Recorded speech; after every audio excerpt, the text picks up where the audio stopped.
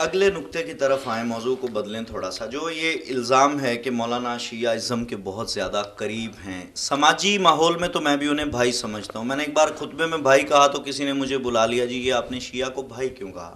میں نے یہ اخلاقی بنیاد پہ اس میں کوئی قباحت یا حرج نہیں ہے، لیکن عقائد کے اعتبار سے ان لوگوں کی جو صورتحال ہے، آپ ماشاءاللہ آپ نے ساری زندگی گزاری ہے اسی دشت کی سیاحی میں، تو آپ نے جو ایک دفعہ فرمایا کسی جگہ تقریر کرتے ہوئے، دو چیزیں جو عام لوگوں کو، میں یار بس مولانا اسحاق کی بات نہ کرو، کس حوالے سے انہوں نے کہا کہ جو حضرت عمر کو برا کہتا ہے تو وہ کیوں نہ کہے، مطلب جنہوں نے یہ پڑھا کہ انہوں نے بی بی فاطمہ رضی اللہ تعالیٰ عنہ پر دروازہ گرایا تھا تو انہوں نے برا کیا نہیں ہے.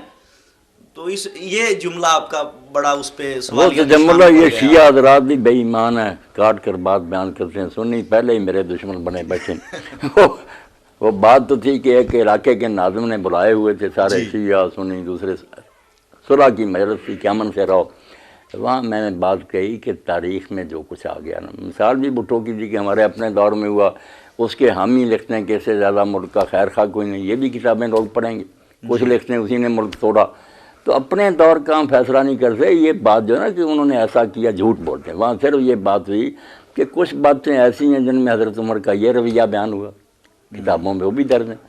ایک جملہ آپ ذاتی طور اور دوسرے جو ہیں انہوں نے پڑھا کہ انہوں نے بڑے عدل و انصاف، یہ صرف آگ بجھانے کے لیے کہ تم پچھلے کیا کرو گے، کتابوں میں سب یعنی آپ کا مقصد تھا کہ ہر کوئی اپنے عقائد کو رکھے، سماج میں اچھا تعلق رکھو، یہ مقصد تھا آپ کا.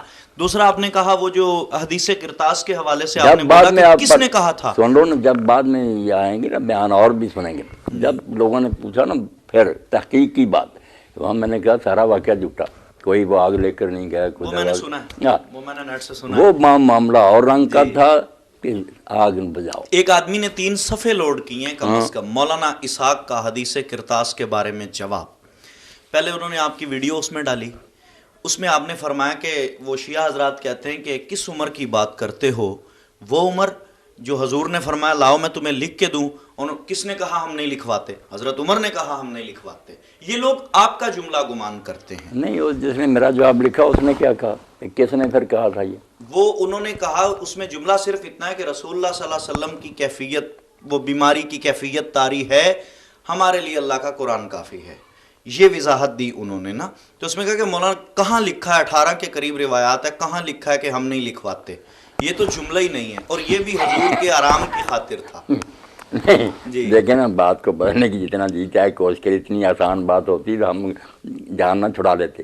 کرتاس کا قصہ ہمارے گلے جو پڑ گیا، یہ نہ لکھوانے کی بات تھی. اور وہاں پھر جو جنگ ہوئی کہ کچھ نے کہا جو حضور کہتے ہیں وہ کرو، کیوں نہیں پیش کرتے؟ لفظ آپ پڑھیں، لفظ جو حضرت عمر نے فرمایا، میں نے بھی وہ ڈیٹیل سے پڑھے، اس میں یہی لفظ نہیں. حضرت عمر کا جو گروہ تھا انہوں نے اس کی ترجمانی کی نا کہ جو عمر کہتا وہی ہوگا، کوئی کاغذ قلم نہیں دینا، ساری اسی میں بات. اب ایک عالم بٹھا اور اس نے کہا نہیں اس واقعہ میں حضرت عمر کا ذکر نہیں.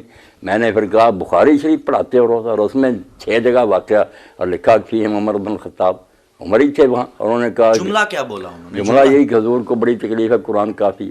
یہی جملہ ہے. نہیں، آپ تجمل کیا ہے نا، لکھوانا رسول اللہ چاہتے ہیں، آپ کو نہیں پتا قرآن کافی ہے، اور کیا آپ نے تکلیف کرنی تھی، زبان سے فرمانا تھا.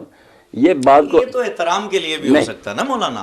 آپ کہتے ہیں کہ میں اٹھ کے دروازہ کھولتا ہوں، میں کہتا ہوں نہیں آپ نہیں، آپ ذرا صبر سے کام لینا، کوئی عدل کریں کہ اگر یہ ہوتا اس طرح ادب سے ہوتا تو جھگڑا کیوں ہوتا. کچھ کہا جو رسول اللہ کہتے ہیں وہ کرو، کچھ کہتے ہیں جو عمر کہتا وہ ہوگا. اور پھر اتنے فلم موقع پہ جھگڑا ہوا. ہاں، یہ پڑھے نا کہ نہیں، اب قرآن کو جب پڑھیں، جیسے حضرت علی رضی کے بارے میں آپ نے، قرآن کہتا کہ نبی کی آواز سے آواز اونچی نہ کرو ورنہ تمہاری نیکیاں ضائع ہو جائیں گی اور تمہیں پتہ نہیں چلے گی. اور یہاں پڑھ لے فلم کثر اللغط ورتفعت، جب شور بہت بڑھ گیا اور آوازیں اونچی ہوگی تو رسول اللہ نے تبصرہ فرمایا. میں آپ کیا تبصرہ کریں؟ ما ینبغی عند نبی تنازع، نبی کے سامنے جھگڑا کرنے کا کوئی حق تھا؟ گھومو نہیں، چلے جاؤ یہاں. سارا ناراضگی کا واقعہ، وہاں کوئی ادب نہیں، کوئی نہیں. قرآن بیٹا آپ حضور جانتے تھے کہ اس کے بعد ہے ضرور، یہ اس کے بعد 4 اور مان گئے ابن تیمیہ، ابن کثیر اور امام سفیان بن عیینہ سب مان گئے. بات یہی ہے کیونکہ میں نے دوسری ایک روایت سے جان چھڑائی کہ آپ خلافت لکھنا چاہتے تھے مگر تھی ابو بکر کی. میں نے کہا اگر لکھنے کا قصہ ماننا تو اس کو بھی ماننا. اسی بخاری میں کہا ایسا بلا اپنے باپ کو تاکہ میں لکھ لوں اور کوئی پھر بعد میں تمنا نہ کرے نہ کوئی جھگڑا کرے. بس مانو کہ لکھوانا چاہتے تھے اور مسئلہ خلافت ہی تھا. یہ بڑے بڑے ہمارے اماموں نے مانا کہ اس وقت نماز روزہ رہ گیا تھا. یہی تھا کہ بعد کے بارے میں کوئی جھگڑا نہ ہو. اب وہ دوسری روایت جنہوں حضرت عائشہ رضی اللہ عنہا اس کی راویہ اگر کوئی اور کرتا تو شیعوں پر بھی حجت ہوتی. اب ہم تو مانتے ہیں کہ کیا اپنے ابا کو بلا میں اس کے لیے لکھ لوں. وہ کہتے ہیں یہ تو تم نے اب جان چھڑانے کی. وہ کہتے ہیں اگر ابو بکر کی لکھنا ہوتا تو حضرت عمر سب سے پہلے آگے ہوتا, بعد میں بھی اسی نے ہاتھ پکڑانا سب سے پہلے. وہ کہتا ہمارے حق میں یہ بات کوئی نہیں, مسئلہ واقعی خلافت کا تھا مگر وہ اب موقع مل گیا گنجا. حضور نے جو فرمایا نا آوازیں اونچی ہو گئی, شور و گل بڑھ گیا, اور وہاں یہ آپ نے تبصرہ کیا کہ نبی کے سامنے جھگڑا کرنے کا کوئی جواز تھا, چلے جاؤ.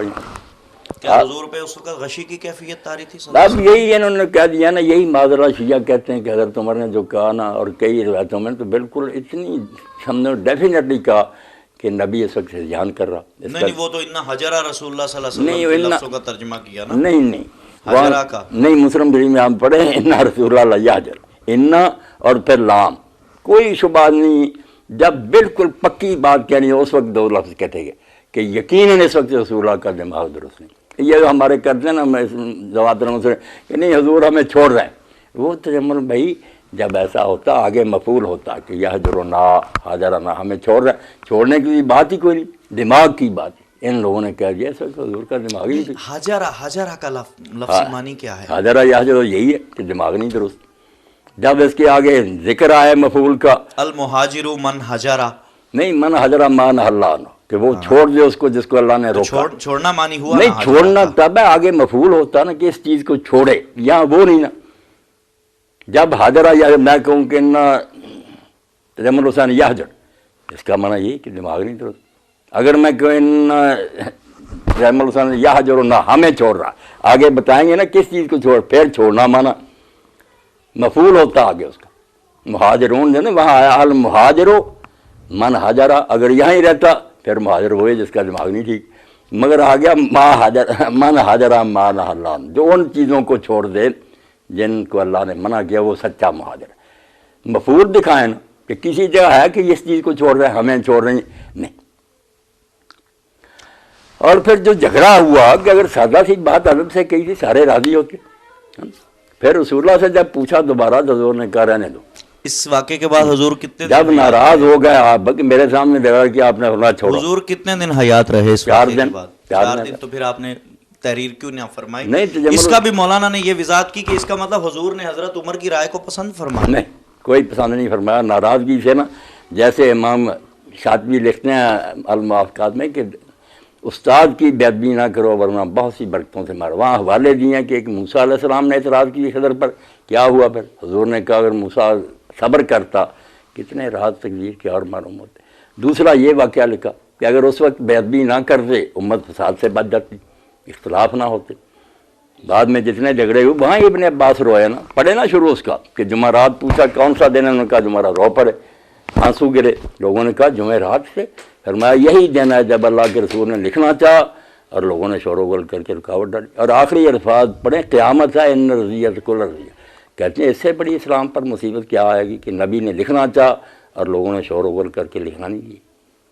ہے اسی کتاب میں ہاں لیلۃ القدر. حضور بتانے کے لیے نکلے, 2 صحابی جھگڑ پڑے, وہ منحوست کی وجہ سے ویلے نہیں جاتا رہا.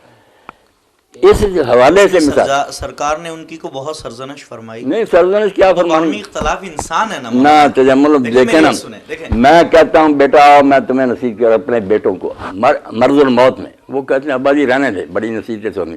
میں روز وہ بات شروع رکھوں, جب دیکھ لیا میرے سامنے 2 فریق ہو کر جھگڑا ہوا ہے تو آپ سر پھڑ آپ پھر ان کو لڑوا دیتے.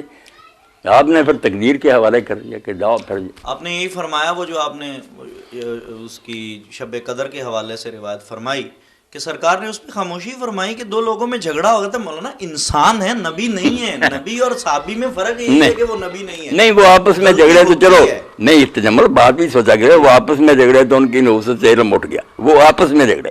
یا رسول کی مخالفت کی کہ رسول کہتا لکھواؤ, کہتے نہیں.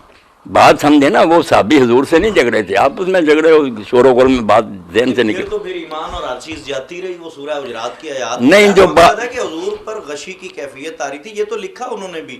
وہ کیا رحمت للعالمین کتاب ہے. نہیں غشی غشی کوئی نہیں. سلمان منصور پوری یہی تو بات ہے جو کہتے ہیں ظالم لوگ شیعہ کہ یہ کہتے ہیں نبی کا دماغ اس وقت درست نہیں تھا بے ہوشی کی وجہ سے. میں نے تو آج تک مولانا گستاخی معاف یہی تشریح پڑھی کہ حضور رخصت فرما رہے ہیں.